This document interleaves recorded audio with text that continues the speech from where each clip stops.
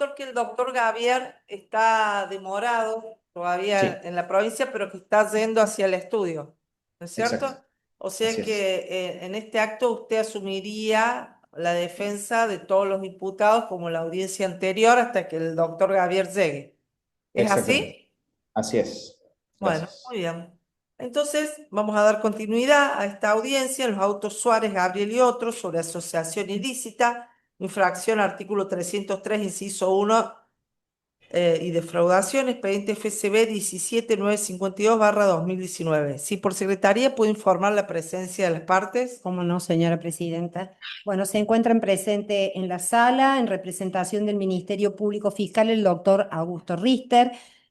Se encuentra también en la sala la doctora Mabel Edith Cesa, quien representa a los querellantes, y conectados bajo la plataforma Zoom en el enlace fijado para estos autos, el doctor Iván Adolfo Moskowski, quien tiene la representación del señor Alexis Daniel Fidelbo, Jorge Ramón Galván y Martín López, y asume la representación hasta que se conecte el doctor Ernesto Gavier y Tristán Gavier de los imputados Jorge Enrique Molina Herrera, Daniel Edgardo Lozano, Roque Daniel Tapia, Fernando Navarro, Gabriel Sergio Suárez, Janina Victoria Molina, cuya presencia ha sido certificada y se encuentran todos en el estudio.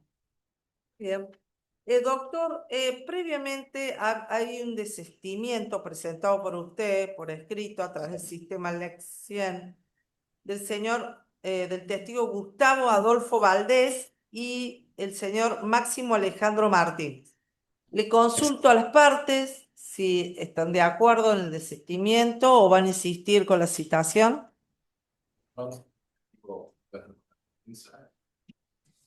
Muy bien. Doctora. Bueno, muy bien. Si puede, doctora, sí, eso. Porque si no, no va a quedar registrada su voz. Gracias. Muy bien. Bueno, entonces, sí, doctor, lo escucho. Que le interrumpe, señora presidenta. Dos cuestiones rápidas. Una, la vez pasada yo les comentaba lo del el viaje que tenía programado. Coincide, o sea, no habría inconvenientes para que se tenga que modificar ninguna fecha. Solo quería aclarar que yo el 28, que es una de las fechas de audiencia, que yo estaría de regreso, yo regreso a las 3 de la mañana y la audiencia a las 9 de la mañana. O sea, no habría impedimento para que yo pueda conectarme, digamos. Pero quería aclarar esa circunstancia por las dudas y puedo acompañar los tickets aéreos para que se sepa, no, no debería haber ninguna demora, pero por si lo hubiera, para que se sepa a qué se debe, digamos, si hubiera alguna demora en el aéreo, digo, digamos. Si Bien, quieren. nosotros teníamos un escrito suyo, tal vez haya un error material, que decía que usted regresaba el 25 de noviembre a las 0:21. Ese escrito, Claro, ese es el escrito que presenté hace un tiempo y en la audiencia anterior les comentaba que por el huracán que hubo en Jamaica tuve que reprogramar todo por los destrozos que generó y me lo pasaron del 18 al 28 de noviembre el viaje. 18 al 28. Bueno, muy bien. Pero Usted yo a me la puedo audiencia conectar. del 13 va a estar. Sí, este jueves 3 estoy, tal cual. Bien. Y estaría alegando el día 28. El día 28 a las 9 de la mañana, claro, tal cual. Bueno, muy bien. ¿Alguna cuestión? Perfecto. Y la Bien. última, la segunda y última cuestión, señora presidenta, es que los señores Daniel Tapia, la señorita Victoria Molina y el señor Gabriel Suárez quieren prestar declaración en el día de la fecha.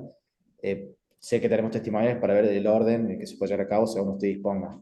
Bien, ¿usted quiere prestar en este momento o tomamos los testimonios que se encuentran? Vamos a tomar los testimonios, mejor, Bien. hasta que llegue el doctor Javier, Hago sería lo una ideal. consulta. En su momento, el doctor Gavier había pedido que citemos para hoy un testigo que quería él entrevistar e interrogar.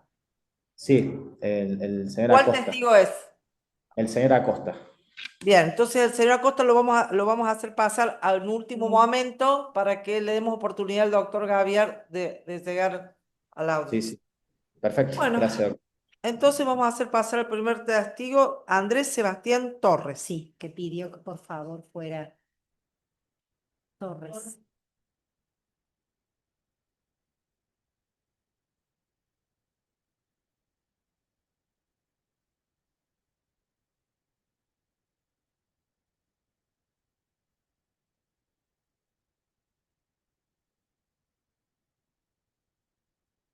Le consulto a las partes, mientras tanto, respecto de la prueba, si por secretaria se les ha acercado, ¿no es cierto? Sí. Muy bien. Si hay Así algún es, inconveniente, señora, después nos gracias. hacen saber, porque en todo caso le incorporamos antes de la conclusión final. Gracias.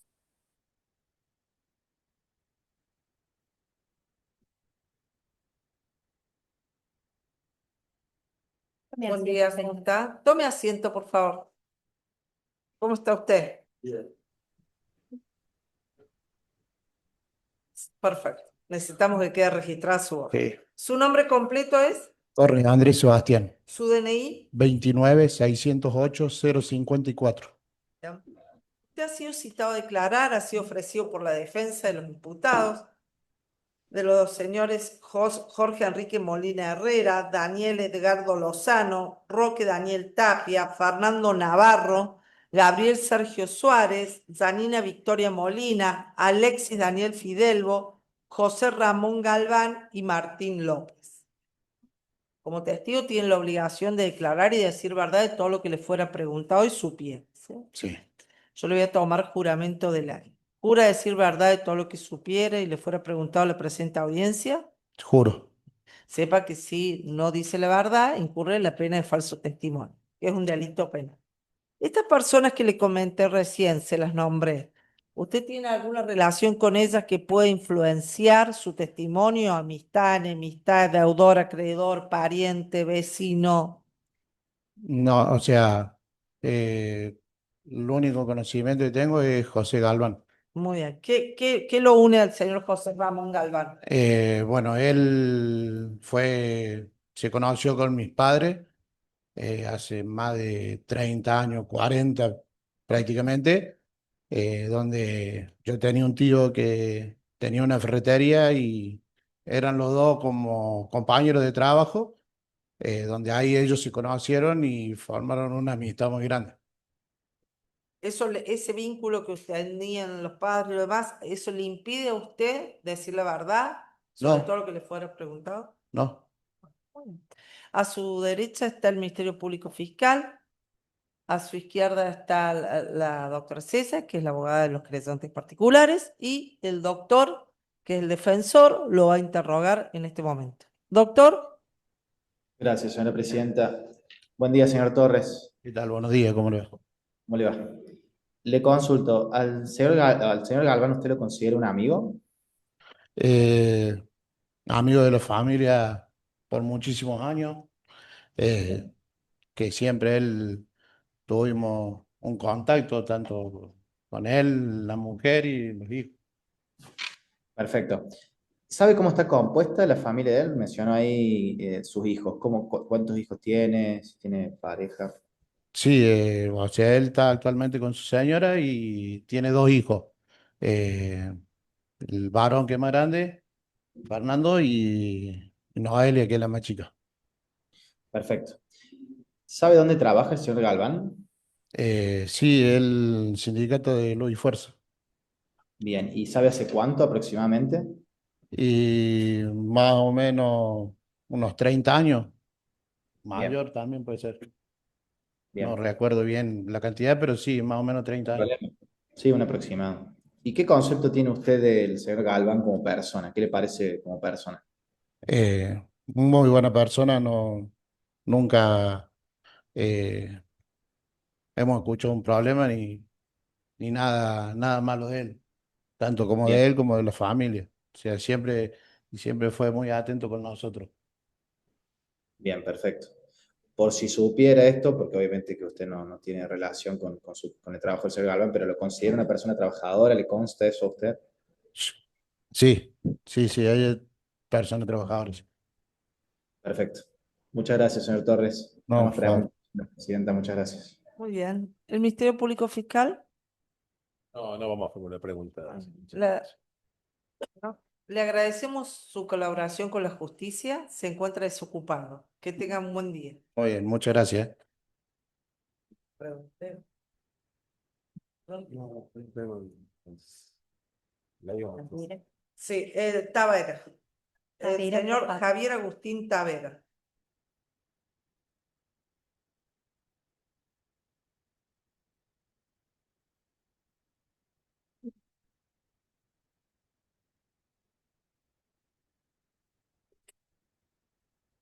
Buen día, ¿cómo está? ¿Cómo buen está día. usted? Bien, bien, muy bien. ¿Su nombre completo es? Javier Agustín Tavera, ¿Su DNI? 37 095 055.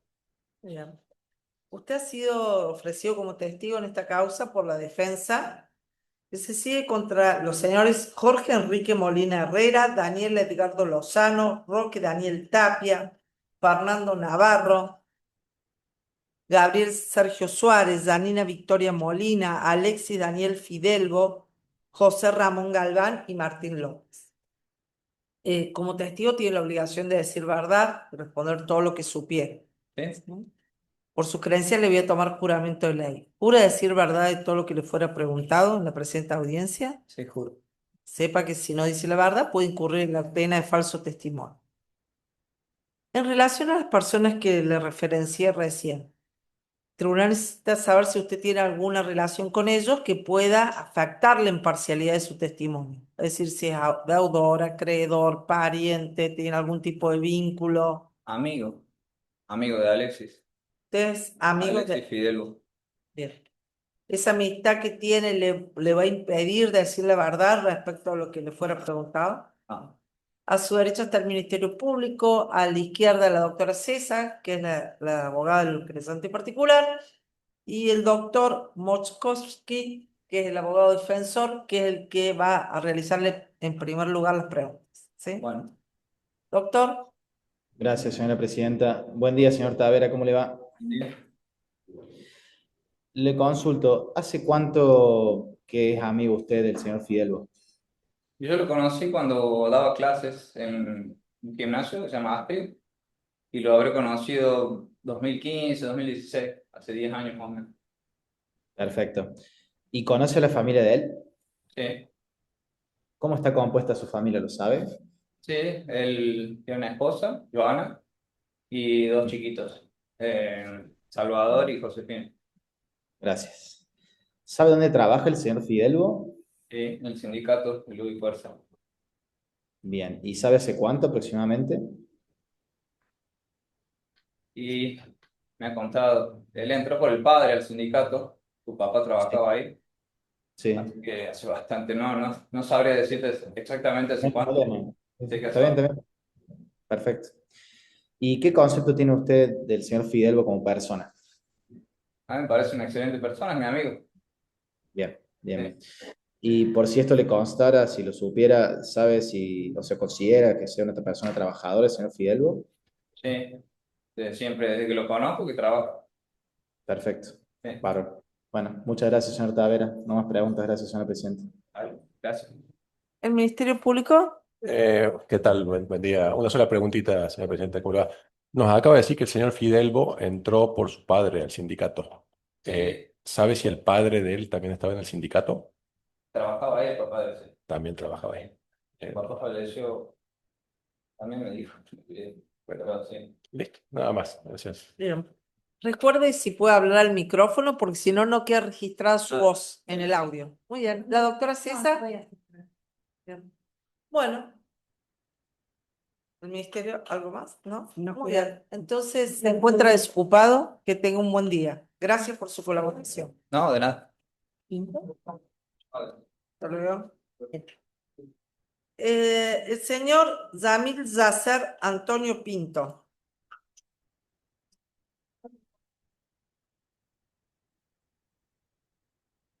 Buen día, ¿cómo está usted? ¿Cómo le va? Bien? Muy bien, gracias. ¿Su nombre completo? Pinto Yamil Yacer Antonio. En su DNI. 35 579 143. Bueno, usted ha sido citado por la defensa de los imputados en esta causa que se sigue contra el señor Jorge Enrique Molina Herrera, Daniel Edgardo Lozano, Roque Daniel Tapia, Fernando Navarro, Gabriel Sergio Suárez, Janina Victoria Molina, Alexis Daniel Fidelbo, José Ramón Galván y el señor Martín López. Como testigo tiene la obligación de decir verdad de todo lo que supiera y le fuera preguntado. ¿Juras por su creencia decir verdad de todo lo que le fuera preguntado? Sí, prometo, pero no juro. No sé, por la religión. Pero, Muy bien, ¿qué religión tiene usted? evangélico bautista. Muy bien. Bueno, sepa que si no dice la verdad, Ujú. ¿sí? puede incurrir en la pena de falso testimonio. Perfecto. En relación a estas personas que yo le nombré, Sí. con algunas de ellas, con todas o con algunas le une algún vínculo de amistad, enemistad, acreedor, deudor, vecino, pariente, alguna circunstancia que influya sobre la veracidad de su testimonio. No, que influya, no. ¿Usted a quién conoce? Conozco a Alexis. Bien. Fidalgo. Esa relación, Sí, cómo no. ¿Cómo? es Perdón. esto que lo más cerca posible. Sí. Ahí está. Perfecto. Esa relación que usted tiene con Alexis de ninguna manera impide que usted diga la verdad sobre lo que le fuera preguntado. No, ninguna. Bueno, a su derecha está el Ministerio Público Fiscal, a su izquierda la doctora César, que es la doctora de los querellantes, y virtualmente se encuentra el abogado defensor que le va a realizar las preguntas. Bien. Doctor, Gracias, señora presidenta. Buen día, señor Pinto, ¿cómo le va? Buen día. Bien, ¿cómo le va? Bueno, le quería consultar con relación al señor Fidelbo. Eh, ¿Usted conoce la familia de Alexis? Sí, sí, la conozco. ¿Cómo está compuesta la familia del señor Fidelbo? Y por su señora, Joana. Sí. Espíndola creo que es el apellido. Y por sus tres hijos creo que tiene, o dos hijos. No me acuerdo bien. Perfecto, perfecto. Está bien lo que usted recuerda o sepa. Ujú. ¿Y sabe dónde trabaja el señor Fidelbo? Sí, actualmente creo que sigue trabajando en el sindicato de Luis y Fuerza. Bien, ¿y sabe hace cuánto trabaja ahí aproximadamente? Eh, la última vez que estuvimos hablando, me lo crucé en un banco y él estaba cobrando un fondo de desempleo, yo me acuerdo, y debe ser más allá del 2000, 2016, por ahí. Yo Bien, no sé si más antes que eso, la verdad que no recuerdo bien cuándo no entró. se preocupe lo que sepa o recuerde. Hace bastante que conozco que trabaja ahí. Perfecto. ¿Y qué concepto tiene usted del señor Fidelbo como persona? No, yo lo conozco de mi adolescencia, por parte de la iglesia. Él tocaba la guitarra, me enseñó, fue profe mío de guitarra.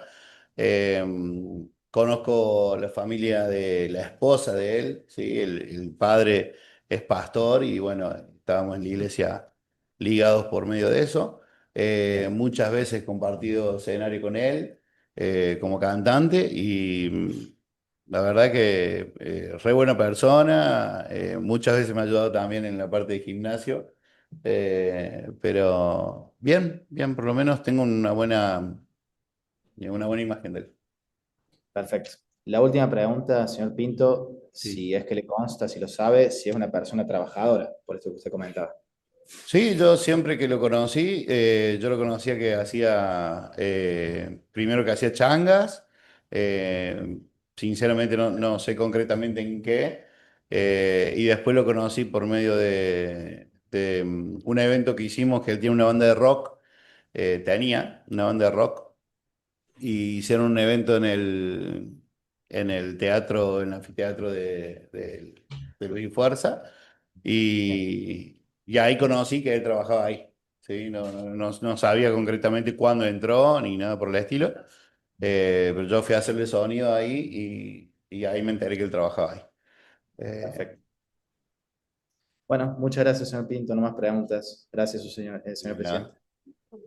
¿el Ministerio Público? No, señora presidenta, no, fue una La- pregunta. Sí, dos preguntas, por favor.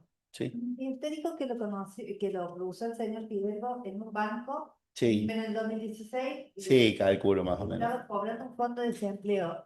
Sí, yo me dedico a hacer refrigeración y fui a ver un service a un banco macro, me acuerdo, en el que está al frente de la Plaza de Alta Córdoba y, y justo él estaba haciendo la cola con unos compañeros para cobrar un fondo de desempleo, me dijo, pero no me acuerdo si fue por el 2016 o por ahí concretamente el año, pero desde ahí es que no le tengo bien el dato de la parte laboral de qué es lo que ha trabajado. Dijo que el papá del Fidalgo era pastor.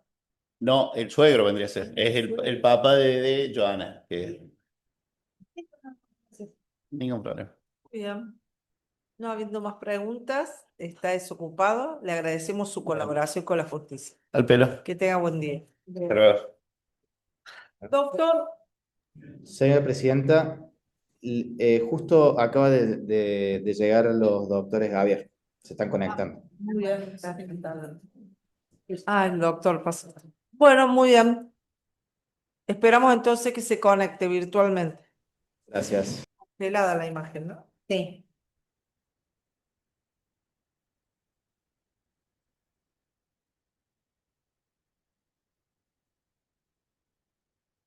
Ahí está. Buen día, doctor. ¿Cómo está usted? Doctora, buen día, ¿cómo le va? Muy Disculpe bien. la tardanza, pero bueno, recién terminamos con el alegato. Sí, sí, nos informaron. Bueno, estábamos esperando porque llegara usted porque usted había manifestado su voluntad de que comenzara el interrogatorio con el testigo Acosta. Así que lo vamos a hacer pasar. Ya hemos tomado los testimonios de Torres. Ah, usted me estaba hablando y tenía apagado el volumen, doctora. Bueno, le vuelvo a reiterar que estábamos esperando que usted llegara porque usted había expresado su voluntad de interrogar personalmente al testigo Ricardo Arturo Acosta y había pedido que sea citado este día porque usted iba a estar presente. ¿Recuerda? Así es, doctora. Muy bien, entonces le informo que ya hemos tomado los testigos Torres, Tavera y Pinto.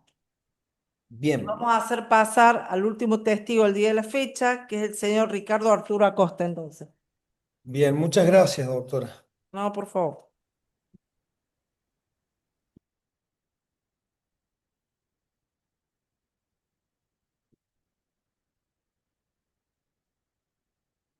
Buen día, ¿cómo está usted? Buen día, ¿se escucha bien ahí? Sí. ¿Su nombre completo? Ricardo Arturo Acosta, Bien. ¿Su DNI? 12.745.414. Muy bien. Usted ha sido citado por los abogados defensores de los imputados en esta causa, que se sigue contra el señor Jorge Enrique Molina Herrera, Daniel Edgardo Lozano, Roque Daniel Tapia, Fernando Navarro, Gabriel Sergio Suárez, Janina Victoria Molina, Alexis Daniel Fidelbo, José Ramón Galván y Martín López. ¿Sí? Usted como testigo tiene la obligación de decir verdad de todo lo que le fuera preguntado, ¿sí? Supiera. ¿Jura por su creencia decir verdad de todo lo que le fuera preguntado el día de la fecha? Sí, juro. Bien. Sepa que si no dice la verdad puede incurrir en la pena de falso testimonio, que es un delito grave del Código Penal, ¿sí? Perfecto. En relación a estas personas que yo le referencié recién, ¿usted tiene alguna relación de amistad, enemistad, deudor, acreedor, pariente, vecino o alguna circunstancia que pueda influenciar en su testimonio? ¿Influir? Compañero de trabajo, hasta hace un año y medio atrás, ahora estoy jubilado. Esa circunstancia, ese compañero de trabajo no modifica la veracidad de su testimonio. No, para nada. Muy bien. A su derecha está el Ministerio Público Fiscal, la doctora César, la abogada de los querellantes, y el doctor Gaviar, que se encuentra virtualmente, va a comenzar a hacer el interrogatorio. Uno. Doctor, Gracias, señora presidenta. ¿Cómo le va a Costa? Buen día. Buen día, doctor. Eh, Le hago una pregunta antes. ¿Hace cuánto que es afiliado del sindicato Luz y Fuerza? 47 años. Hace 47 años. Dijo recién que jubilado, está jubilado. Sí, hace un año y 11 meses. Bien, bien. Mire, yo, lo he propuesto como testigo en esta causa porque se investigan ciertos hechos del llamado fondo compensador. Entonces, entiendo que usted tiene cierto conocimiento en la materia y en ese sentido me gustaría que nos ilustre qué sabe, qué conoce del fondo compensador, a ver si podemos aprender un poco. Bien. Eh, el fondo compensador está creado por el convenio colectivo de trabajo 165/75, que es el que rige las relaciones laborales entre EPEC y los trabajadores de la empresa. Ese fondo compensador está estipulado en el artículo 10 del convenio colectivo. Si me permite, lo puedo leer.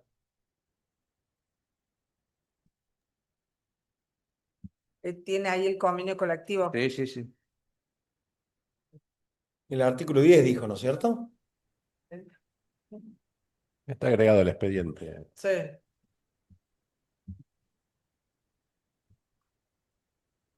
¿Usted va a leer el artículo? No, no, es el artículo y el inciso, nomás para que quede bien sentado, pero no. ¿Lo hace para una ayuda de memoria? Ayúdame, memoria, sí, correcto. Es el artículo 10, inciso C, del convenio colectivo que les mencioné. Ahí dice para qué se crea el fondo compensador y cómo se crea el fondo compensador. El fondo compensador, con la palabra lo dice, es para compensar en aquellos momentos cuando nos jubilamos a aquellos compañeros jubilados que no alcanzaban el 82% móvil del haber del trabajador en actividad. Se compensaba con ese fondo que se creaba a los efectos de cubrir el 82% y en el caso de los pensionados o pensionadas, el 75%. ¿Cómo se integraba ese fondo compensador?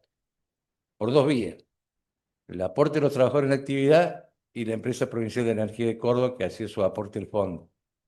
Los trabajadores aportábamos hasta 10 años de antigüedad un 0,5% del salario sujeto a todo el descuento. Entre 10 y 20 años, un 1,5% de la masa salarial que cobramos, sujeta a descuento, y a partir de los 20 años, un 1,5%, un 2% del total de los salarios que se cobraban. Y la empresa lo integraba con un 2%, un 2,5% de la masa salarial que pagaba a todos los trabajadores. Y aquí cabe hacer una aclaración. El fondo compensador era para los trabajadores de EPEC, los pensionados y pensionadas, pero no únicamente para los afiliados al Sindicato de Fuerza de Córdoba, sino para todos los trabajadores que se jubilan de EPEC dentro de la jurisdicción de nuestro sindicato. Porque evidentemente hay trabajadores que no estaban afiliados al sindicato, pero en el momento de ser jubilados sí accedían a ese fondo compensador que el sindicato le pagaba. No sé si por ahí va, doctor. Discúlpeme la interrupción, doctora, señora presidenta, si le puedo preguntar una cosa. Sí, sí. Esos jubilados que, digamos, estos jubilados que tienen derecho a cobrar después de tanto tiempo, como dijo recién, ¿esos jubilados aportaron en algún momento a ese fondo cuando Sí, eran activos? sí, porque el fondo no dice que es únicamente los trabajadores afiliados, sino habla de los trabajadores de la EPEC. Por eso el fondo compensador después se le hacía extensible a los jubilados, estuvieran o no afiliados al sindicato, porque EPEC también aportaba sobre la totalidad de la masa salarial que pagaba. Impecable, gracias. Continúe. Bien, esto el fondo en su momento cubría y compensaba aquellas situaciones. Evidentemente que algunos trabajadores que se jubilaban no accedían al fondo porque superaban el 82% móvil fijado por la ley. ¿Por qué? Porque se le computaba, en ese momento la ley lo decía, que aquel trabajador para poderse jubilar en aquel momento, nosotros nos jubilábamos con 58 años de edad y 30 años de servicio. Había compañeros que llegaban a los 58 años de edad y no tenían los años de servicio o viceversa. Tenían los años de servicio y no tenían la edad. Entonces, por lo tanto, se pasaban. Cuando uno se pasaba en los años de aporte, la caja, por la misma ley que regía la jubilación en aquel momento, decía que por cada año que yo me excedía de los 30 de aporte obligatorio, se me incrementaba en un 2% la base de mi salario como jubilado. Es decir, si yo me pasaba 4 años, en vez de cobrar el 82%, pasaba a cobrar el 82 más el 4%, un 86%. Por lo tanto, no me tenían que compensar, porque estaba por arriba del 82%. En aquellos años, como se jubilan los 58 años, pasaba mucho de estas cosas y había compañeros que cobraban más estando jubilados que en actividad. Haciendo los descuentos de ley, cobraban más estando jubilados que en actividad por esa circunstancia que marcaba la ley de jubilación. Luego la ley se fue modificando y lo que empezaron a correr fue los años de edad para jubilarse. De 58 pasamos a 62 y de 62 a 65 y las mujeres pasaron de 55 a 57 creo que primero y después a 60. Y ahí la cosa empezó a cambiar un poco el equilibrio porque ya al irlo con mayor edad, si bien teníamos mayor antigüedad, la ley también había cambiado los porcentajes, por lo tanto empezaron a cambiar y más en los últimos 15, 20 años de esta parte, la ley sufrió un montón de modificaciones y hoy en realidad un jubilado está cobrando en el momento que se jubila el 69%, porque el 82 del 82 en un cálculo matemático que se hizo ahí el poder político y la legislatura en su momento, salió ese resultado. Hoy estamos, algunos jubilados están por arriba de ese 82 todavía, porque se les sigue acumulando los años de servicio que se pasan. En el caso mío particular, hago mal decir el ejemplo, pero el más palpable que tengo, yo me excedí en 17 años de aporte. O sea que a mí me tienen que compensar un 34% más sobre el 69 que estoy cobrando y tener que estar cobrando un 103%. Pero la misma ley también le puso un tope y dijo que ninguno puede cobrar más del 88% del trabajo en actividad. Por lo tanto, yo estoy cobrando el 88% de mi salario como si estuviera en actividad. Por eso tampoco accedo al fondo compensado. Por ahí, doctor, no sé si queda claro lo que le estoy diciendo. Para mí es clarísimo. Continúe. Bien, hubo una situación en algún momento en que ese fondo compensador empezó a generar un saldo positivo que estaba ahí en la cuenta del fondo compensador, pero que era para compensar a aquellas jubilaciones que no llegaban.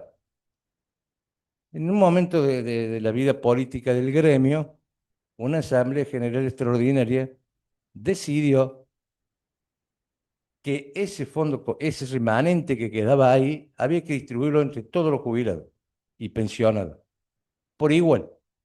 Es decir, si había 1.000 pesos y había 1.000 jubilados, le correspondía un peso cada uno, una vez al año cuando se cerrara el ejercicio contable, a los 30 días había que pagar eso.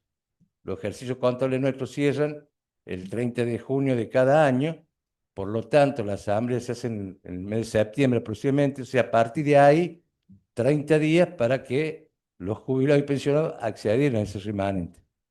Esa situación se comenzó a dar a partir de diciembre de 1996.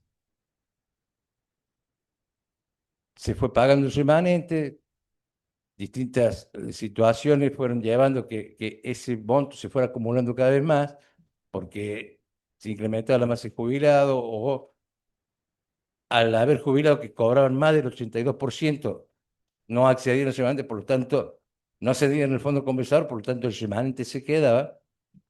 Se empezó a distribuir hasta que llegó un momento en que una asamblea general extraordinaria del gremio, perdón, ordinaria, que es el máximo órgano de conducción que tiene la organización sindical, decide, cuando se trata la memoria y balance del ejercicio 2015-2016, de que ese remanente se dejara de pagar, que no se repartiera más entre los jubilados y los pensionados. Después de un debate de esa asamblea, quien le habla fue el que hizo la moción de que no se repartiera más el remanente y que se volviera a la situación previa a diciembre de 1996, donde el remanente no se pagaba. Por lo tanto, se terminó de pagar ahí y se dijo que la organización sindical, la conducción, tenía que tomar los plazos para traerle a la asamblea una propuesta de qué iban a hacer con ese dinero. No es que decimos, bueno, no lo repartan más y hagan lo que quieran. No, no. Tenían que traer una propuesta a la propia Asamblea. En el año 2018 se hace una nueva reglamentación, en marzo del 2018 se hace una nueva reglamentación del Fondo Compensador donde se contemplan estas situaciones. Y se hace un apartado donde se dice que en el caso de aquellas situaciones donde algún jubilado o pensionado necesitara de la asistencia social, ya sea por salud, por una cuestión de alimento, por prótesis o por lo que fuera, se tenía que hacer uso de ese fondo para cubrir esas necesidades que la obra social no se lo podía cubrir o no le cubría el 100% de la necesidad que tenía el trabajador. Y también se decidió de que se comprara una propiedad para que los jubilados tuvieran su propio espacio dentro de la organización sindical para realizar tipo de actividades culturales, recreativas, talleres, etcétera, etcétera. Eso se hizo, la casa se compró en Barrio Cófico, en la calle Rivadeo, que es donde está funcionando hoy actualmente la Casa del Jubilado Juan Lorenzo Racero. Entonces, esos fondos que quedaron ahí, que no se distribuían, se empezó a canalizar por esta otra forma. Hasta que llegó la intervención del fondo compensador, donde dice, bueno, esta plata no se puede tocar, la estamos auditando, la ponemos en un plazo fijo. En algún momento la organización pidió que cubriera alguna necesidad de prótesis y demás que hacía falta para algunos compañeros, y un solo caso autorizaron a que se pudiera pagar eso, y lo demás no lo dejaron que se... Dijeron, no, eso no se puede tocar, así que no, esa plata no se la damos, porque es la plata que está ahí en un plazo fijo y que no, nadie lo toca. No sé si voy claro, doctor. Por mí sí. Quisiera hacerle una pregunta a través de la señora presidenta, si me lo permite.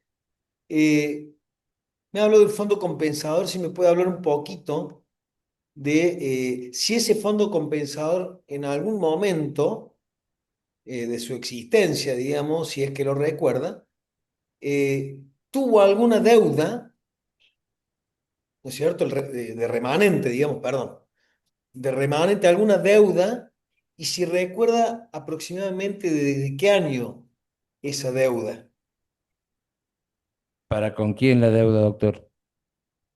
Para con el resto de los... ¿De los beneficiarios? Se escuchó. ¿Los Claro, para los jubilados, beneficiarios? Pregunta exactamente. el testigo. ¿Beneficiario dijo? Sí, no. ¿Sí? No le escucho, Acá doctor. sí, la dice que Sí. Jubilados. Ah, ahora sí.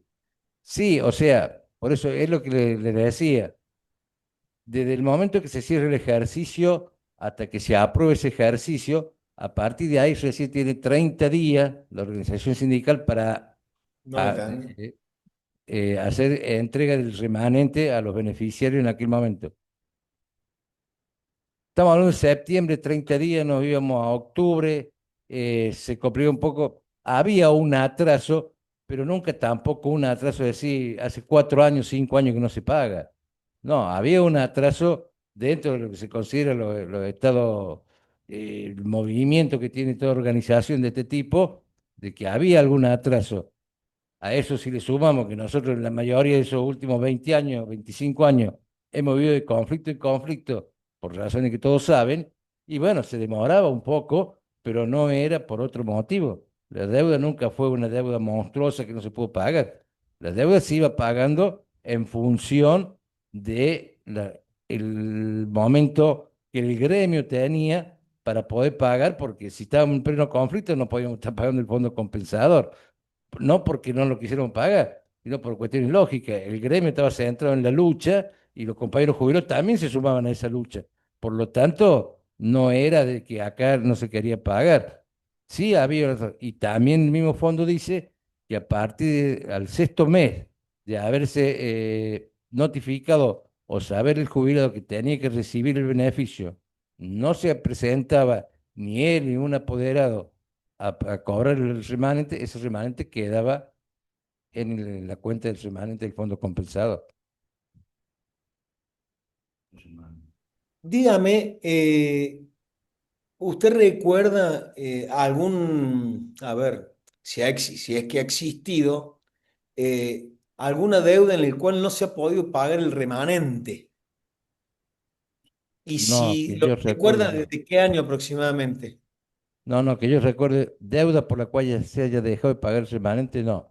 Lo último que se pagó, como le digo, fue aquella asamblea del 2016. Inclusive la moción dice, y la asamblea así lo aprobó, de que inclusive el remanente de ese ejercicio no se tenía que pagar. O sea que el último que se pagó, de acuerdo al mandato de asamblea, fue el periodo 2014, porque el periodo 2015-2016 ya la asamblea dijo que no había que pagarlo. Dígame, ¿usted podría dar una opinión personal respecto a lo que es el remanente del fondo compensador, si es que la tiene? Sí, sí, tengo una opinión personal de eso, que la tuve desde que ingresé a EPEC, porque si bien el fondo compensador, no hablemos del remanente, el fondo compensador, ¿quiénes son lo que lo conforman? ¿De dónde salen los fondos, los recursos del fondo compensador? Del salario de los trabajadores en actividad y de la empresa provincial de energía de Córdoba. ¿Y quiénes son los beneficiarios? Los compañeros jubilados y pensionados. Pero eso no quiere decir que ellos eran los dueños de toda la plata que entraba y que a veces no se compensaba todo porque había compañeros que estaban por arriba de ese valor. Entonces yo, en lo personal, siempre lo mantuve y lo sigo manteniendo. Hoy como jubilado sigo manteniendo la misma posición de que ese fondo compensador, en todo caso, si había algún excedente, un remanente, llamémosle como sea, eso era plata de los trabajadores en actividad porque eran ellos y la empresa la que aportaban. El compañero jubilado aporta durante 30 años, se jubiló y empieza a tener los beneficios, pero mientras tanto, quien aportaba era él, no el jubilado. Por lo tanto, esa plata, desde el punto de vista personal, creo que era plata de los activos y no de los jubilados. Los jubilados eran los beneficiarios, pero no los aportantes al fondo. O sea, eran los beneficiarios de la diferencia entre el 70 Entre entre el el 82 y el 82% 75. mínimo que tenía que cobrarse y algún compañero mejor que por X motivo, porque tuvo categoría muy baja o tuvo poco año de antigüedad, acá y se benefició, la caja que lo compensaba era otra, la caja otorgante era otra, eh, a lo mejor cobraba no sé, el 74, 75, 76% y había que compensar de eso para llegar al 82. Tampoco nunca hubo una diferencia en que alguien se jubiló y cobraba el 40% del trabajador en actividad. Siempre fueron puntos, no más de 10 puntos, nunca fue más de eso. ¿Y por qué se daban esos casos? Porque hubo una etapa también en la vida de la empresa provincial de energía de Córdoba, en los años 80, a principios de los 80, el gobierno de la dictadura en aquel momento con Martínez dio a la cabeza, toma una decisión el gobierno de facto y le hace el traspaso a todas las empresas provinciales de energía que existían en el país de los servicios de agua y energía que estaban en su jurisdicción. Es decir, nosotros acá en Córdoba recibimos todo lo que se conoce como la cuenca hidráulica y generación hidráulica del río Tercero.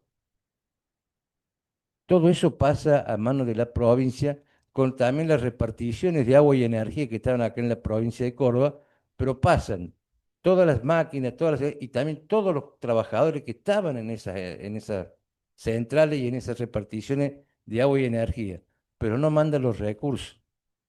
Y ahí nos dimos con que había compañeros que al poco tiempo, menos de 10 años, se jubilaron, pero la caja otorgante era la nación, porque ellos tenían la mayor cantidad de años de aporte en la nación, por lo tanto se tenían que jubilar, si bien se hacía el promedio con el sueldo de la provincia, pero se jubilaban por la caja otorgante. Por lo tanto, ellos sí cobran menos el 82% que establecía la ley en la provincia, y a eso sí había que compensarlo.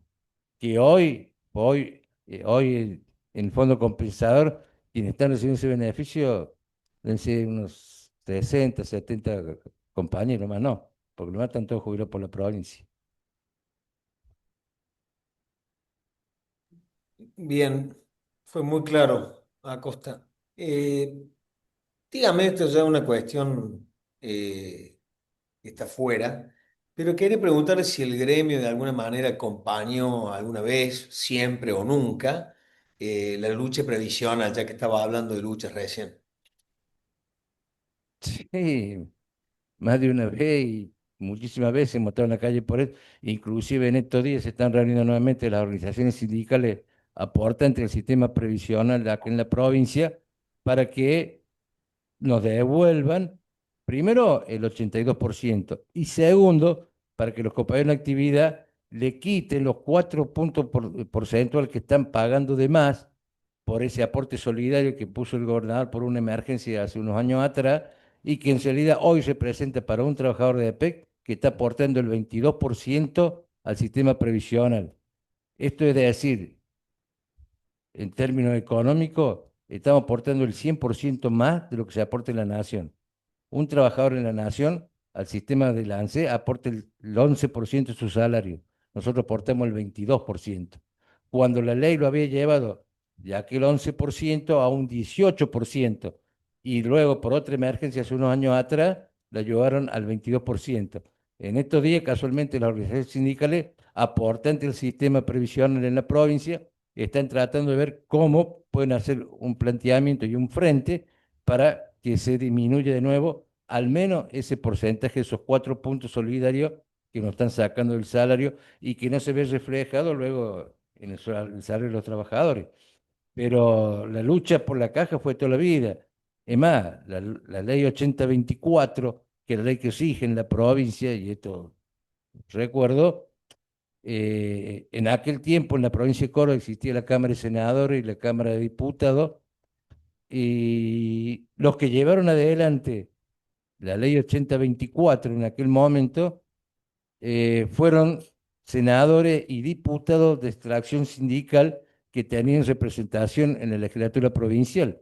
Y ahí se sancionó la ley 8024 y lo que nunca pudimos lograr desde el año 1985 a la fecha es que la caja esté constituida su directorio con la presencia de los trabajadores. Nunca lo logramos. Bien, bien, está claro. Ahora le quiero hacer una pregunta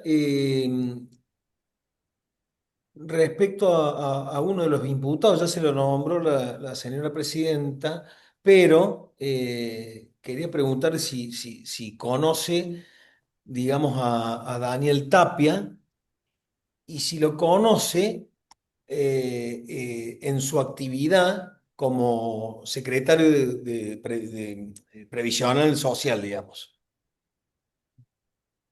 Sí, sí, lo conozco y si me permite, señora presidenta, tuve la suerte de trabajar y ser compañero de trabajo del padre de Daniel Tapia, así que lo conozco. Y a Daniel Tapia sí lo conocí como delegado gremial y luego en la Comisión de Gremio como secretario de Previsión Social. Sí, sí lo conozco. Y dígame, ¿qué concepto tiene en su actividad, en su trabajo dentro de esta secretaría? Me refiero a Tapia. Bueno, mientras él estuvo en la Secretaría de Previsión Social, fueron concedieron estos cambios que le hacía referencia hace un ratito, y estuvo al frente de la circunstancia argumentando por qué necesitamos modificar la reglamentación del fondo compensador para darle mayor universalidad a la cobertura social, que en definitiva es lo que tiene el fondo compensador en sí, ¿no? Compensar socialmente esa falta de porcentaje para llegar a la jubilación. Eh, no tengo nada que quejarme de él. Creo que ha sido un compañero que cuando el gremio lo ha requerido para que dé explicaciones sobre el fondo compensador, sea en los cuerpos orgánicos que fuese, Consejo Directivo, Cuerpo General Delegado o Asamblea, el compañero siempre dio la explicación y generalmente, por no decir todos los informes que dio, todos fueron aprobados. Bien. Señora presidenta, por el momento yo no tengo más preguntas. Bien. ¿Alguno de los defensores? ¿No? Muy bien. No, gracias, señor ¿Tiene presidente. público fiscal entonces? Sí, señora presidenta, gracias. Buen día, señora Costa. Buen día. Nos dijo al inicio de su relato que tenía 47 años de afiliado al sindicato, si mal no recuerdo, ¿sí? Sí, correcto. Estaba jubilado. ¿Cumplió alguna función sindical, algún cargo como autoridad sindical? Sí, ¿Cuál? fui primer subsecretario gremial, fui secretario de Política Energética y Asuntos Técnicos, fui secretario de Turismo y Cultura. Los tiempos que no tuve en la conducción fui delegado gremial, es decir, de que entre la empresa milité. Eso lo traemos, los lucifuercistas lo traemos en los genes. Y en aquel momento mi mamá era la militante, y bueno, yo seguí su camino. Bien. Nos fue muy claro en cuanto a cómo se creó el Fondo Compensador. Nos hizo referencia al convenio 165 del año 75, ¿sí? Y le hago una pregunta vinculada a eso y vinculada a la reglamentación que regía en ese momento, que también fue haciendo referencia usted a lo largo de su exposición. Eh, ¿Recuerda qué documentación, o sea, si había que presentar documentación para acceder a los beneficios que se otorgaban? ¿Del fondo compensador? Sí. Sí, la misma reglamentación dice cuáles son las condiciones que tiene que reunir el compañero jubilado, la compañera pensionado, jubilado o pensionado, viceversa, para poder acceder al fondo compensador. Eso está en la reglamentación. ¿Sabe si cambió de aquella oportunidad a la fecha? Cambió en el año 2018, pero los requisitos para acceder al fondo compensador siguen siendo exactamente lo mismo. Siguen siendo los mismos. Eso sale en el reglamento. Sí. En el reglamento del fondo compensador. Bien, en base al reglamento, o sea que demuestra conocimiento, cabal conocimiento del reglamento, ¿sabe cuál es el destino que debían tener los fondos o qué utilidad debía dársele a los fondos que estaban o sea, ahí, o sea, retenidos en ese carácter? Bueno, los fondos que teóricamente serían del remanente. El fondo, o sea, todo lo No, que pero ingresaba, todo lo que todo lo- ingresaba el fondo compensador, al hablar del Perfecto. fondo compensador, ¿nos puede decir conforme al reglamento cuál era, o sea, la utilidad o qué destino debía dársele? Perfecto. La utilidad por la cual se crea el fondo compensador es, como la palabra dice, compensar a aquellos trabajadores o trabajadoras que se jubilaban por jubilación ordinaria, por invalidez. Inclusive habla la reglamentación, dice que hasta aquellos compañeros que se jubilan por invalidez provisoria, mientras dure esa situación, tienen acceso al fondo compensador. Y es compensar el 82% del salario del trabajador en actividad y en el caso de los pensionados o pensionadas, el 75%. Eso es lo que se compensaba. Lo que quedaba, ese excedente quedaba en una cuenta distinta a la otra cuenta de la organización sindical en el fondo compensador. Luego hubo como le decía, una situación política en el gremio, en un momento dado de la historia del gremio, que dijo que ese remanente había que distribuirlo entre los beneficiarios del fondo ¿Cómo se resolvió eso? por una asamblea general. Asamblea. Bien. Sí, o sea, todas estas decisiones así de fondo que toma la organización, únicamente quien las puede sancionar y quien las puede revocar, cambiar o modificar son las asambleas generales, Bien. generalmente extraordinarias. En este caso en particular, cuando se resolvió en el 2016 no pagar más el fondo compensador y volver a diciembre del 96, lo resolvió la Asamblea General Ordinaria, donde en el orden del día se hizo una moción previa a los efectos de que se incorporara ese punto en ese día de esa asamblea para tratar este tema. ¿Sabe cuál fue el resultado de esa asamblea? Sí, se aprobó por unanimidad la reforma de que no se repartiera más el fondo compensado. ¿Sabe si fue impugnada esa asamblea? No, no fue impugnada. Quien le habla fue el que hizo la moción. No fue impugnada. Nunca tuve conocimiento yo de que se impugnó esa asamblea. Por- en, en el 2016 yo era delegado, no estaba en la conducción del gremio, pero cuando vamos a la Asamblea General Ordinaria por el imperio de los propios estatutos y la ley de organizaciones sindicales, dice que cada uno se representa a sí mismo, cada uno tiene un voto y es nominal, es mi voto. Yo en ese momento no participaba de la conducción del gremio, desconozco si hubo o no una impugnación, pero de haber sido así, haberse impugnado una asamblea, sobre todo, no tan solo por el fondo compensador, sino que era la memoria y balance de la organización, se tendría que haber vuelto a tratar o hubiéramos enterado de que fue impugnada. Yo, en lo particular, nunca me enteré de que haya sido impugnada. Sí recuerdo una asamblea, no una asamblea impugnada, sino un balance rechazado por la Asamblea General Ordinaria del Gremio en 1988. Em, o sea, usted me dijo que esa asamblea, o sea, que lo que resolvió en esa asamblea básicamente lo que dijo es que de la asamblea del 2016, a partir Correcto. de ahí, o sea, esa asamblea no fue impugnada, por lo que usted recuerda. Yo no tuve nunca conocimiento de que haya sido impugnada. Bien. Le hago otra pregunta. ¿Sabe si desde el área fondo compensador se efectuaban préstamos a otras áreas del sindicato? Mientras yo estuve en la organización, desconozco esos préstamos, pero lo demás está todo reflejado en los balances. Eh, no sé qué época puntual puede ser, pero no recuerdo que haya habido algún préstamo o algo, y si puede haber habido algún préstamo en algún momento, eh, después, obviamente, ha quedado registrado en los asientos contables y en la memoria y balance, y tiene que haber sido devuelto al fondo compensador como corresponde. Bien. ¿Conoce si actualmente, o sea, si queda alguna deuda, o sea, de lo que se denomina el remanente o la deuda histórica? No, no hay deuda porque es la última que, le vuelvo a decir, al 2016 nosotros veníamos con algún atraso en el pago del remanente. A partir del 2016, el balance, ese ejercicio dice que ya no se tiene que pagar, incluido ese balance de la memoria 2015-2016, es decir, que el último que se pagó, de acuerdo a la reglamentación y a lo que decidió la Asamblea, fue 2013-2014. Ya el ejercicio 2015-2016 dice que no se tiene que pagar. Y si había quedado algún remanente o algún saldo que alguien hubiera cobrado o había una mora en ese momento, se lo canceló los años, el tiempo después de esa asamblea y nunca más. O sea que actualmente está cancelada la deuda histórica, ¿no está diciendo usted? La deuda histórica hasta ese momento se pagó. Si ha quedado alguien, algún remanente o algo, alguien que dijo que no estaba de acuerdo con lo que se le pagó o creía que era de más, de menos, y hizo alguna presentación, algún recurso legal, desconozco eso en particular, pero lo que se llamaba la deuda histórica tan monstruosa, esa, no, eso no existe. Perfecto. No tengo más preguntas. Bien, doctora. Sí. ¿Cómo le va, señora? ¿Cómo le va a hacer, doctora? Acosta. Sí, Acosta. Convenio colectivo de trabajo, ¿cómo se modifica? No, el convenio se modifica únicamente cuando una... A ver, vamos por partes, si me permites.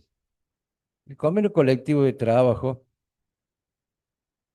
está dentro del marco legal de la ley 14.250, que es la ley de convenciones colectivas de trabajo.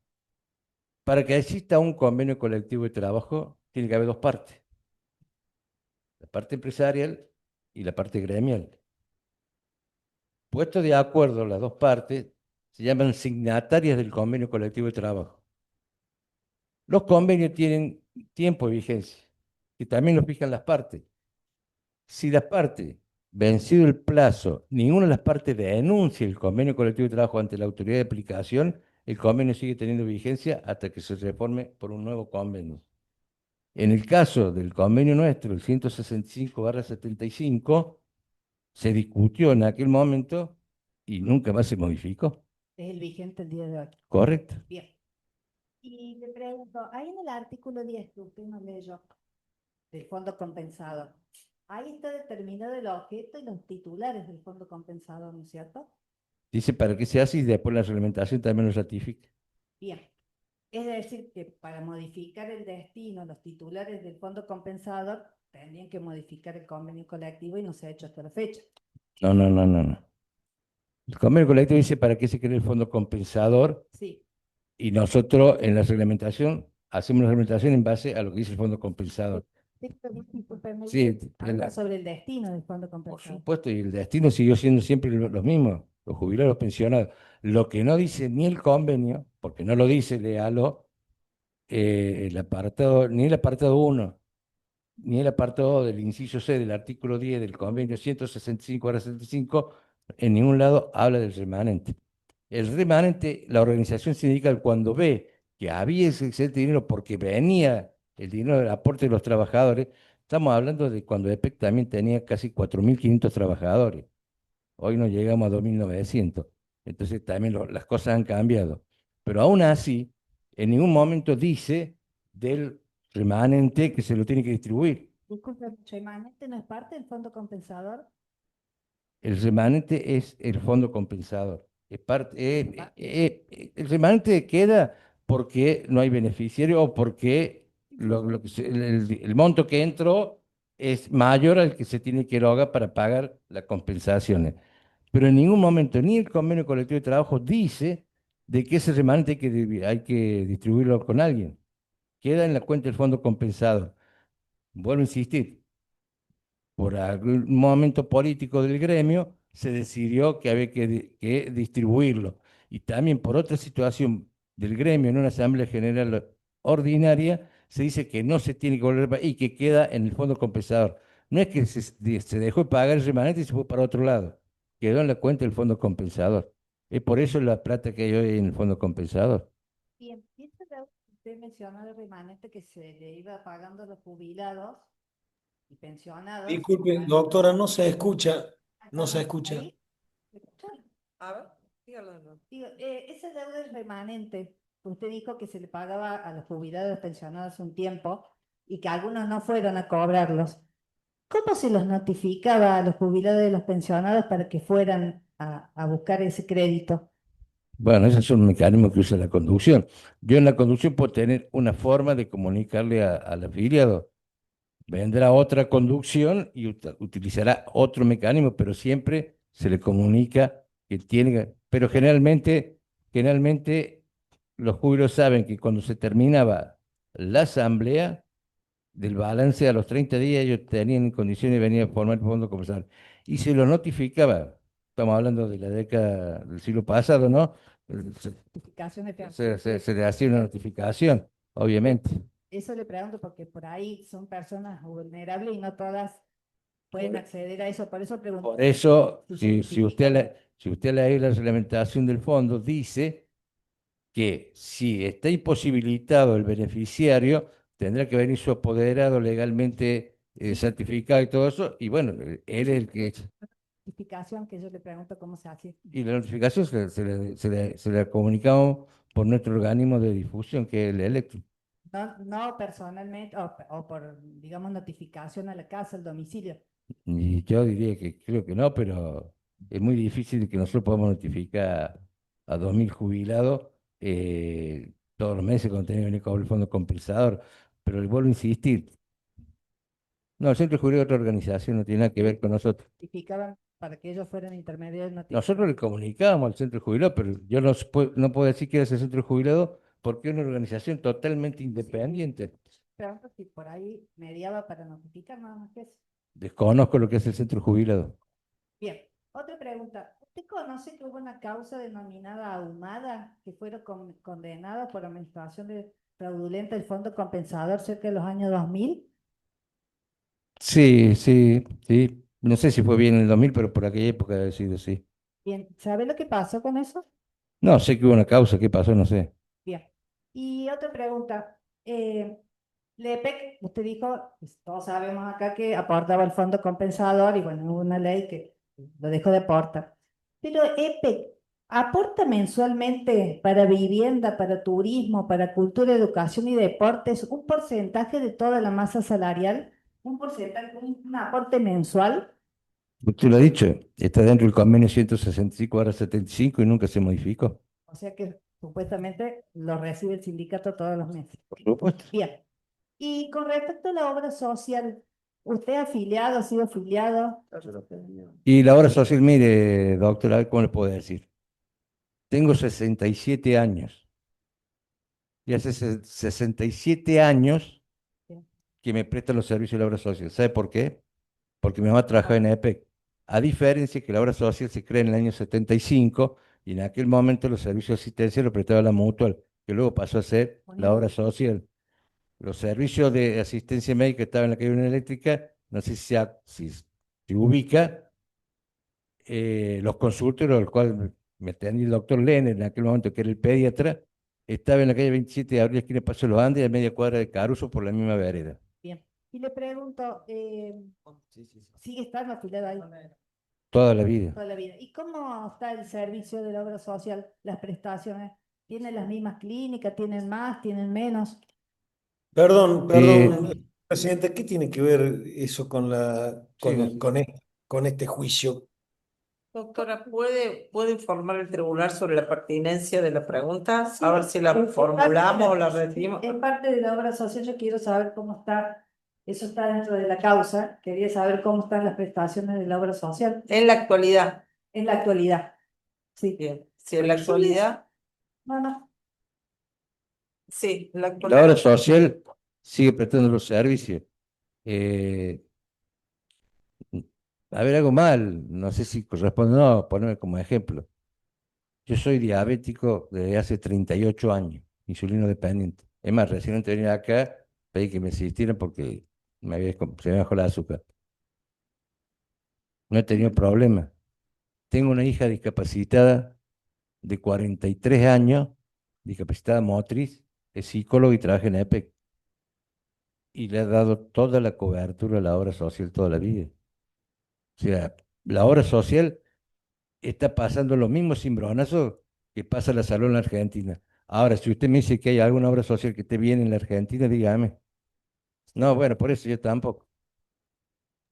Me parece que contesto la pregunta, Siempre ¿no? recibió las prestaciones. ¿Cómo, perdón? Que su hija siempre recibió las prestaciones. Y sigue recibiéndola porque ella afilia a la obra social.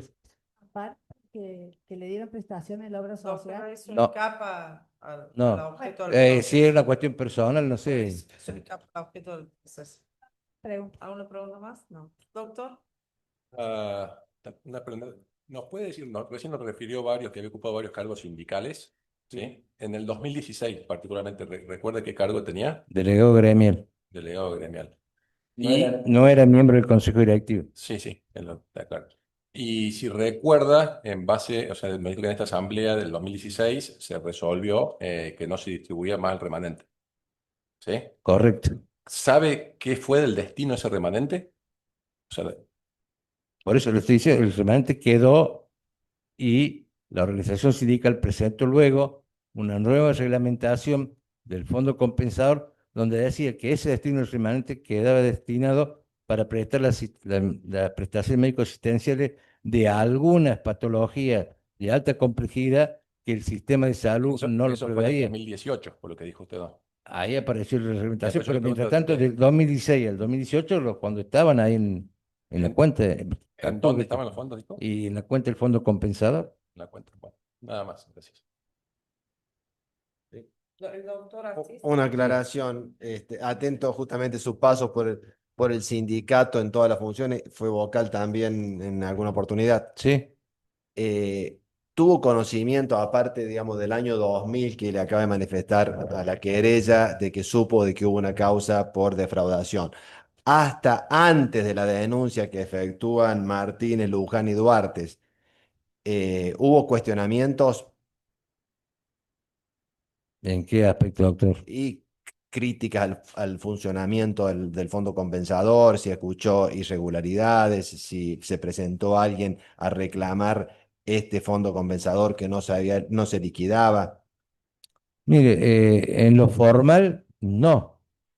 Eh, No, en lo formal no, porque tenemos, digamos, están las constancias de la denuncia por concreta eso, y de la causa después. esta otra que Pero, pero por eso, ¿en qué periodo usted me dice que se puede haber habido? antes del 10, creo tengo entendido que la denuncia es en el 19, en el 2019, Sí. la que efectúa Claro, Martínez. desconozco cuándo es la denuncia, no sé de qué año es.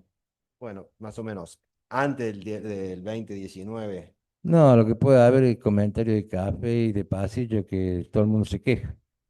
Pero formalmente, comentarios de café o de pasillo que todo el mundo se queja de la gestión de No, alguna no. conducción de alguien, pero formalmente desconozco que entre el No 2006 y 2019 desconozco eso, doctor. Disculpe, la aclaración es no en relación al funcionamiento en general, sino concretamente a la percepción de esa diferencia del fondo compensador. Si los beneficiarios, en este caso los jubilados llegaban, digamos, a cuestionar a la dirigencia del gremio de que no estaban cobrando la diferencia que tenía que pagar el fondo compensador. Eso. Sí, posiblemente eso puede haber pasado y puede haber habido algún reclamo verbal o informal por parte de algún beneficiario porque no asistieron a aquella asamblea.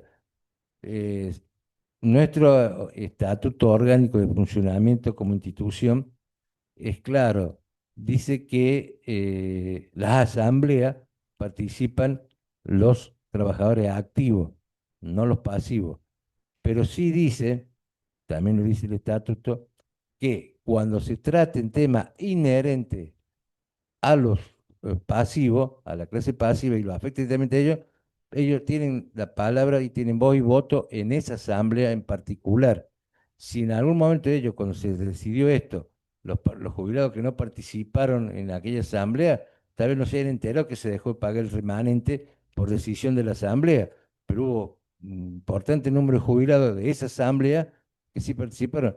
Y la tengo presente, doctor, porque yo fui el miembro mocionante de esa asamblea. Yo hice la moción para que se dejara de pagar el remanente. Perfecto. Y otra aclaración más. Con respecto al ingreso de digamos, cómo se armaba el patrimonio del fondo compensador, que es con lo que aportaban los trabajadores activos. Y lo Y que, también directamente por los fondos que provenían de PEC. correcto. ¿Cómo se establecían esos fondos que aportaba PEC directamente?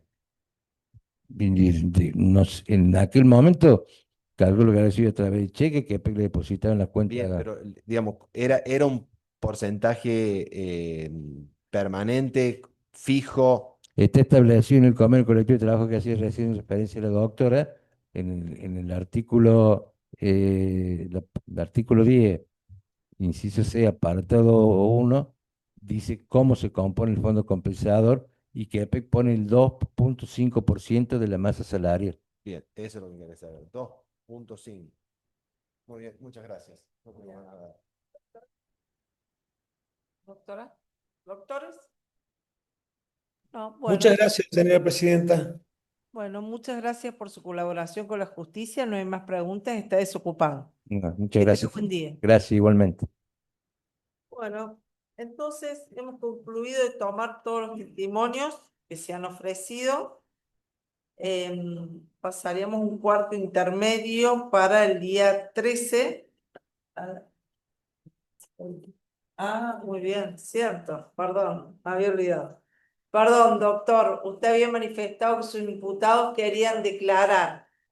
Sí. ¿Sí? Vea, señora presidenta, hay el señor Tapia, el señor Suárez y la señorita Molina Herrera quieren declarar. No sé si tenemos tiempo, si lo podemos hacer uno o dos hoy, o si hacemos directamente un cuerpo intermedio. No, está bien. Tenemos tiempo hoy. Así lo Bueno, hacemos. O sea, bueno, sería Tapia, la señorita perdón, Molina Herrera, Molina Victoria Herrera. Herrera y Suárez. Si me permite, doctora, la quiero invitar aquí a mi lado a Victoria Molina Herrera, así puede declarar. Muy bien.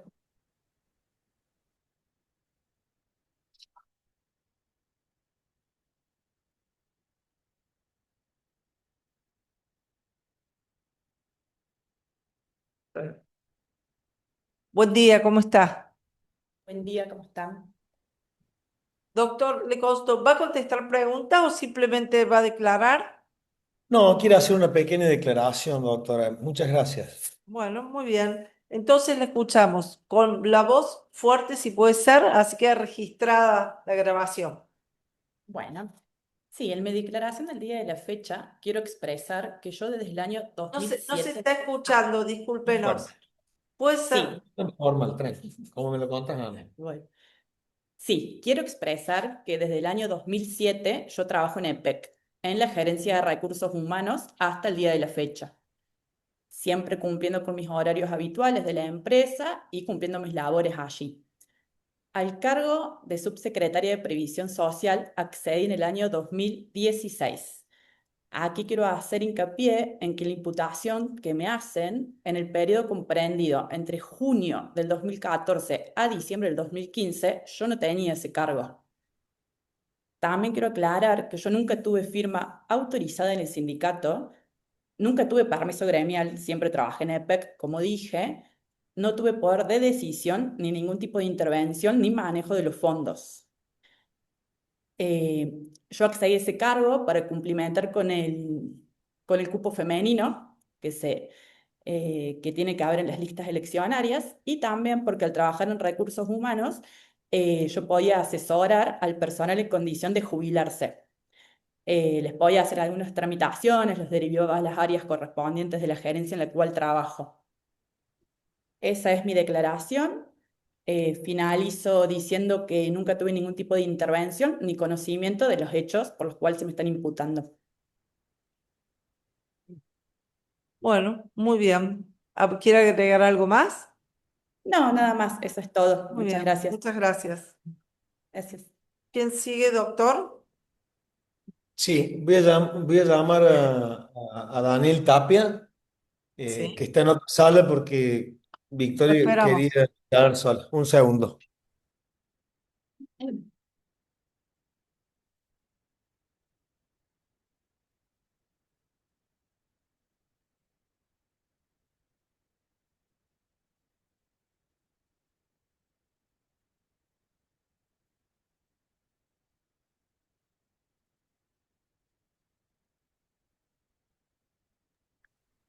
Quien va a declarar es Gabriel Suárez, doctora, ¿sabe? Muy bien. ¿Ahora o Tapia? Ahora, Bueno, ahora, perfecto. ahora Señor, Suárez.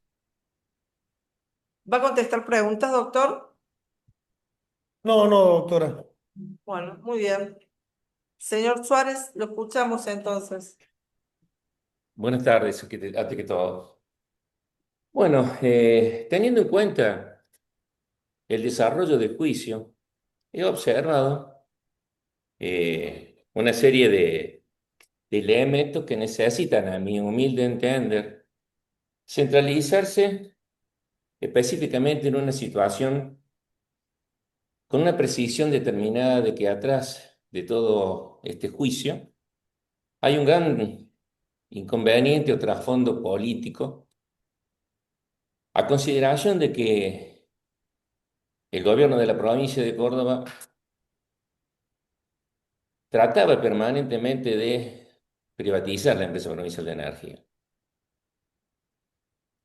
No es la primera vez que sucede esto. No es la primera vez porque nosotros desde que el retorno a la democracia a la fecha siempre tuvimos la misma posición gremial. No a la eliminación del convenio colectivo de trabajo, no a la privatización de la empresa provincial de energía. Indudablemente esto generó un clima de presión permanente para lograr de alguna manera lo que el gobierno nacional o provincial se planteaban desde el retorno a la democracia a la fecha. Solo quiero dejar bien aclarado porque tiene un trasfondo político bastante importante a mi entender. Una de las cuestiones que yo quiero dejar aclarado, que la vida sindical que de alguna manera he venido desarrollando hasta mi actual jubilación, data desde el ingreso a la conducción del gremio allá por los 90 y mi jubilación fue en el año 2023. Integré el consejo directivo de la CGT Rodríguez Peña como secretario gremial. A posteriori fui secretario general de la CGT Rodríguez Peña. Integré el consejo directivo de la Federación de Trabajadores de Luz y Fuerza de la República Argentina en el año 2014 al 2018. ¿Por qué relato esto? Porque es fundamental tener en claro que la representación de un secretario general en el Sindicato Luz y Fuerza de Córdoba a nivel nacional, integrar un consejo directivo, es importantísimo en lo que es el desarrollo de la actividad que uno tiene, el sostenimiento de las identificaciones específicas del convenio colectivo de trabajo, las metodologías, las leyes vigentes que permiten el sostenimiento del convenio 165/75. Es la herramienta que nosotros tenemos de defensa y es la herramienta que ha generado bastante enfrentamiento con los gobiernos de turno, con todos, desde el retorno a la democracia a la fecha. En ese periodo, desde el 2014 al 2018, en el cargo de secretario de Vivienda y Obra de la Federación, yo percibí un salario que aproximadamente llegamos a los 3.200.000 durante el periodo del 2014 al 2018. Entre gastos de representación, movilidad, transporte, viáticos, aguinaldos, etc. Desde el 1990, cuando entro al Consejo Directivo del Sindicato Luz y Fuerza de Córdoba, nuestro convenio tiene esa particularidad y es el convenio que tienen en todos lados los lucifuercistas de la República Argentina. Cuando uno entra a la actividad sindical, tiene que mantenerse los mismos derechos que tiene como si estuviera en actividad laboral en la empresa provincial de energía. Artículo 81 del Convenio Colectivo de Trabajo 165/75 vigente. Si tomamos en cuenta desde el año 90 hasta el 2023 de mi jubilación, yo tenía el sueldo de EPEC, percibía los gastos de representación, las horas extras de EPEC, la bonificación anual por eficiencia, viáticos y demás cuestiones que son específicas de la actividad sindical. Por lo que tengo más que posible demostrar que los recursos que yo tenía con esa capacidad de ahorro podría haber comprado una propiedad como la que se me identifica, la Carolina, en el Holstein, que el fideicomiso que le pagué por mes a Pozo, que sale esta especificación en el propio AFIP como un elemento de constancia, no de ocultamiento, sino de constancia. Entonces hace de que tenga que decir esto para dejar aclaradas algunas cuestiones que son muy, muy importantes en la vida de un trabajador y más teniendo claro que por ahí se mezclan cuestiones que hay que aclarar cómo funciona una organización sindical.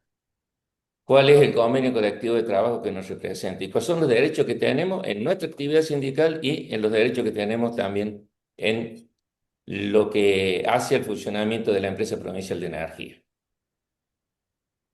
En base a todo esto que le estoy diciendo, yo quiero manifestar que nunca administré fraudulentamente ni un fondo del sindicato, ni para beneficio propio ni para beneficio de terceros. Nunca generé daño, pero también quiero dejar aclarado que hay que tener claro una cuestión que para nosotros es fundamental. Yo no generé ningún delito, y eso es lo que quería yo manifestar de esta manera, porque he observado, como lo dije con anterioridad, que en el marco de todo lo que se ha desarrollado en este periodo, en el juicio, lo que va al juicio, hay cuestiones que recién ahora están empezando a quedar un poco claras producto de los distintos participantes de este juicio. Indudablemente ustedes, los testigos, nosotros los imputados, y creía que era oportuno este momento para agregar al desarrollo que ya había hecho en mi declaración anterior. Por eso no tengo nada más que decir, solamente agradecerles y esta posibilidad de permitirme expresar. Muy bien, muchas gracias. Está el señor, Disculpe, señora presidenta, no sé si dijo si iba a contestar. dijo que no va a contestar. Perdón, no escuché. Dijo al comienzo. El señor Tapia, ¿estás ya? Ahí lo busco, doctora. Muy bien. Lo tengo. Chau, sorry. Hasta luego. No, se me queda ahí. Vení por acá.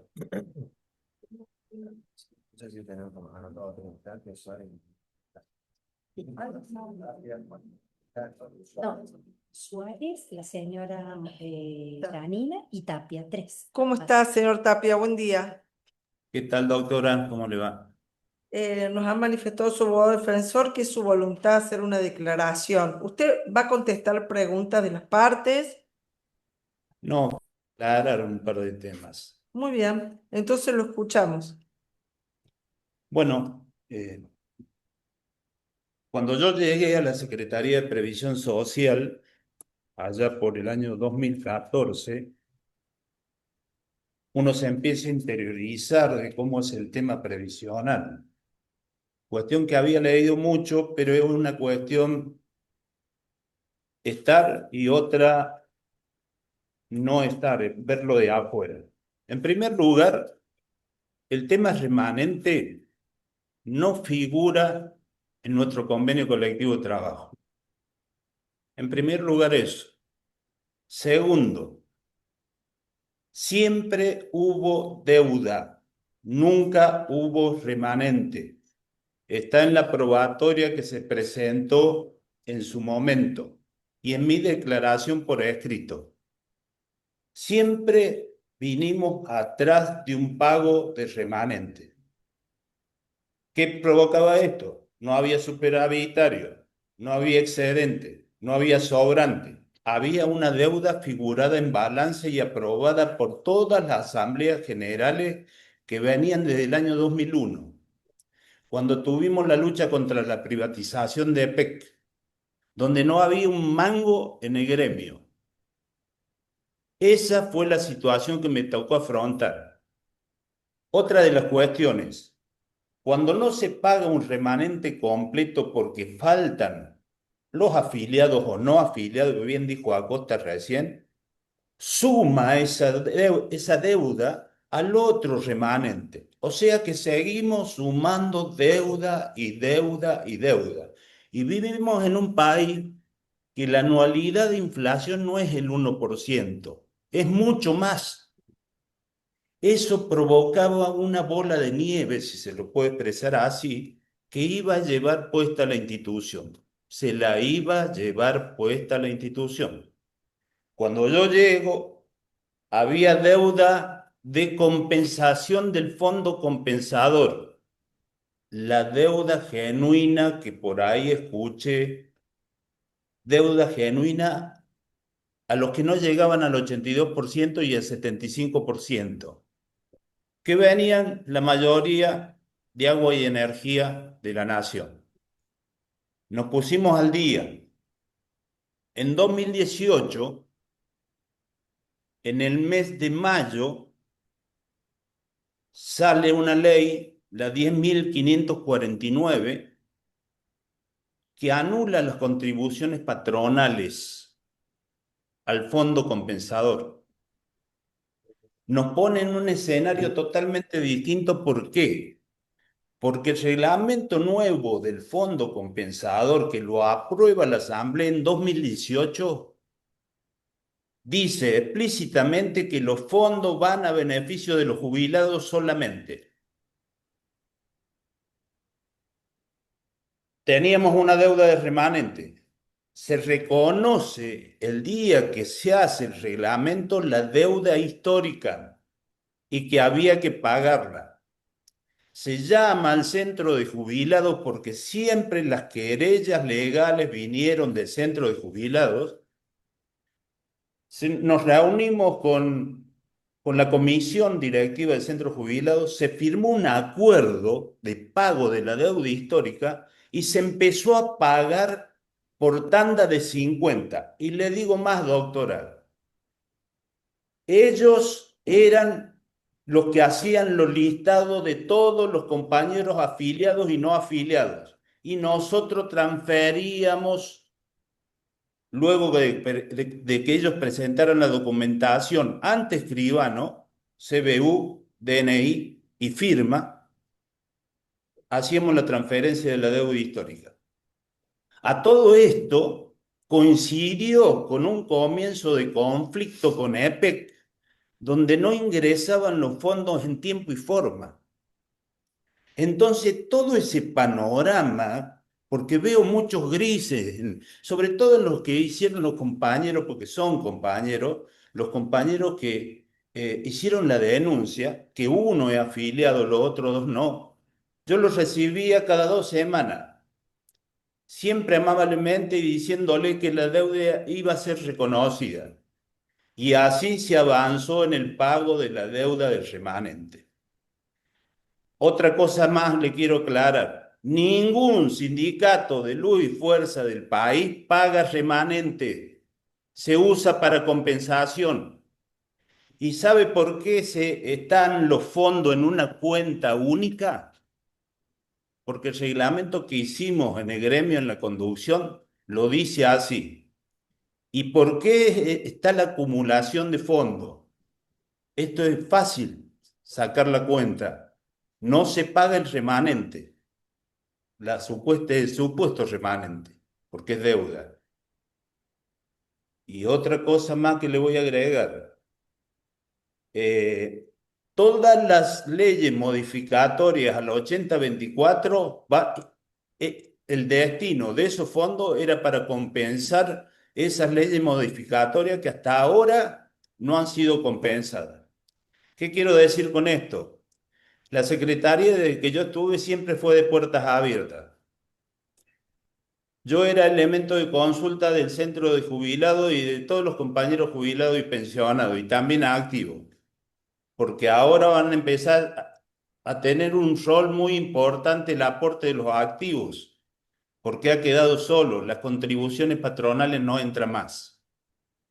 ¿Qué le quiero decir, doctor? Además, la verdad no sé por qué estoy sentado acá, pero como siempre dije, desde el primer minuto que saltó este tema, me puse a disposición de ustedes, de la justicia. Y voy a agregar un tema más que se me queda. La compañera Victoria Molina era un apoyo en el edificio central para información sobre el tema de los aportes de los jubilados, perdón, de los aportes de los activos, quién se jubilaba, todas cuestiones informativas, pero ella nunca tuvo permiso gremial ni firma. Nobleza obliga que yo lo diga. Nada más, doctora. Muy bien. Dejamos constancias entonces. ¿Hay algún imputado más que quisiera declarar o hacer alguna ampliación? No, señora presidenta. Lo que sí, como hemos llegado tarde con Tristán, Javier, no sabemos si con qué fechas, sea acá que han fijado algunas fechas para alegatos y demás, Sí. y quisiera En saber si principio estoy se yo o no. encuentra previsto lo siguiente. El doctor, como sabe usted, ha manifestado públicamente que como se casa y va de luna de miel, Ya se casó. sí, tiene una cuestión en relación a los horarios. Entonces, por secretaría se consensuó entre las partes que el día 13 continuaría la audiencia, ¿sí? Ese día 13, en principio, alegaría el Ministerio Público Fiscal. Como si bien el Código Procesal establece que primero debe las conclusiones finales realizarla la querella, como el Ministerio Público Fiscal va a ser más extenso y para darle la posibilidad al doctor para que esté presente, se ha producido esta modificación. O sea que el día 13 estaría alegando el Ministerio Público Fiscal. El día 18 estaremos en condiciones de que alegue la querella, ¿sí? Y quedaría como fecha para que alegue el doctor que está llegando el día 28 de noviembre. Sé que el mismo día 18, a continuación de la querella, en principio alegarían ustedes la defensa. El 18. Sí, el día 18. ¿Y sabe quién está de viaje ese día, doctora?